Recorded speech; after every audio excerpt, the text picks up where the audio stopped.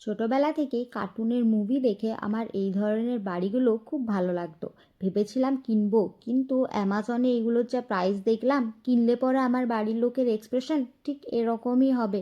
সেই জন্য এই পাথরগুলো ছিল, ভাবলাম বাড়ির লোকে যাতে আমার মাথাতেই দিয়ে না মারে, সেই জন্য এগুলো নিয়েই বসে পড়লাম। শুশুনিয়া থেকে এই পাথরগুলো অনেক আগেই এনেছিলাম, ভেবেছিলাম কিছু না কিছু বানাবো। যাই হোক, আজকে এগুলো কাজে লেগে যাচ্ছে। তো আমি এখানে ভেবেছি যে এই পাথরটার উপরে একটু বেশ সাগরের ইফেক্ট করব।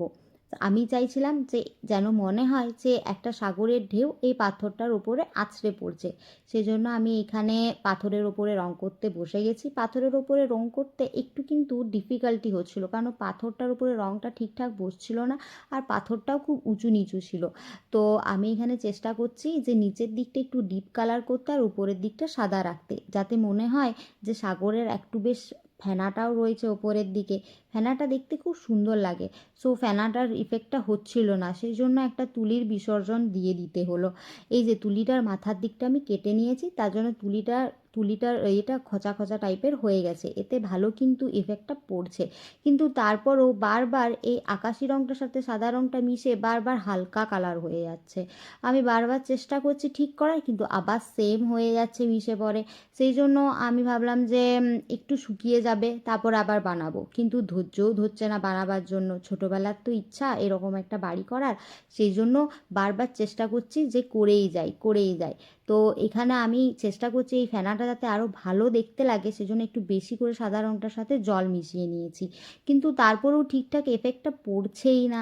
এই যে বারবার দেখতে পাচ্ছ আকাশি রঙটার সাথে এটা মিশেই যাচ্ছে, আর পাথরটাও সেরকম উঁচু নিচু, ভালো করে হচ্ছে না। এই যে আমি যতবার করার চেষ্টা করছি ঠিক করে হচ্ছেই না বারবার। তো আমি ভাবলাম এটা একটু শুকাক, তখনকে তোমাদেরকে একটু অন্য কাজগুলো আমার দেখিয়ে দিই। এই যে এখানে ময়ূরটা ছিল, ময়ূরটার উপরে আমি একটু ওয়ার্নিশ করে নিচ্ছি। ওয়ার্নিশ কেন করা হয় জানো তো? এই যে রঙটা যাতে বারবার চটকে না যায় সেই জন্য, বা রঙটাতে ওপরে যদি জল পায় তাহলে তো রঙটা পুরোপুরি জামা কাপড়ের ওপরে লেগে যাবে। এই ময়ূরটা দিয়ে একটা হার বানাবো, সেই জন্য আমি এখানে ওয়ার্নিশটা করে নিচ্ছি। এই ওয়ার্নিশটা হচ্ছে কাঠের ওপরে যে পলিশ করে সেই ওয়ার্নিশটা। এই ওয়ার্নিশটা কিন্তু খুব হাড্ডি বটে। আর আমি আজ পর্যন্ত এই ওয়ার্নিশটা যতগুলো আমার হাড়কানের ওপরে দিয়েছি এখনও পর্যন্ত খুব সুন্দর গ্লেজি ভাবটা আছে। এই ওয়ার্নিশটা করলে শুধু যে হাড়কানেরটার কালারটা প্রোটেক্ট হবে তা না, হাড়কানেরটা কিন্তু আরও সুন্দর দেখতে লাগে, বেশ একটু গ্লেজি ভাবটা আসে। তোমরা এরকম ওয়ার্নিশও ব্যবহার করতে পারো। আর এক ধরনেরও ওয়ার্নিশ হয়, সেটাও আমি তোমাদেরকে বলছি, তোমরা ভিডিওটা দেখতে থাকো বলছি।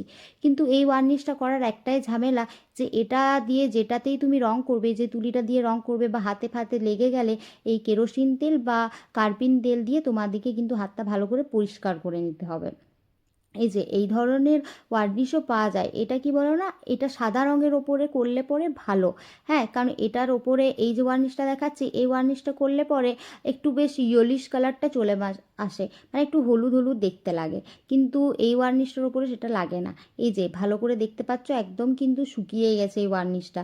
আর দেখতে দেখতে এই পাথরটারও রঙটা শুকিয়ে গেছে, ভাবলাম এই পাথরটার ওপরও ওয়ার্নিশ করে নিই। আর দেখতেই পাচ্ছ এখানে ওয়ার্নিশটা করার পরেই কি সুন্দর দেখতে লাগছে, মনে হচ্ছে সত্যিকারের যেন একটা ঢেউ এসে পাথরটার উপরে আছড়ে পড়েছে। আর এই ওয়ার্নিশটা করার পরে কিন্তু বেশ একটু অরিজিনাল এফেক্টটাও পড়ছিল, বেশ গ্লেজি লাগছিল। দেখতে খুব সুন্দর লাগছিল, মনে হচ্ছে যেন সত্যিকারের জল বটে। কিন্তু সাদা কালারটা একটু কিন্তু হলুদ রং হয়ে গেছিলো, তারপর আমি ভাবলাম যে এটার উপরে আবার সাদা রং করে দেব, তাহলে বেশ ভালোও দেখতে লাগবে। তারপর মনে হলো যে পাথরটার উপরেও একটু রং করে দিই, বেশ তাহলে পাথরটাও দেখতে সুন্দর লাগবে। আর সত্যিই তাই, কি সুন্দর দেখতে লাগছে পাথরটা। এই ওয়ার্নিশটার একটা কি সুবিধা, যে তোমার যদি যে কোনো জিনিসে এই ওয়ার্নিশটা করে রাখো, যদি কোনো জিনিসে ধুলাও লেগে যায় সেটা শুকনো কাপড় দিয়ে মুছে নিলে পরেই কিন্তু আবার যেমনকার তেমন হয়ে যাবে। তোমরা চাইলে দুটোই ব্যবহার করতে পারো। আজকের জন্য এইটুকুই, দেখা হবে পরের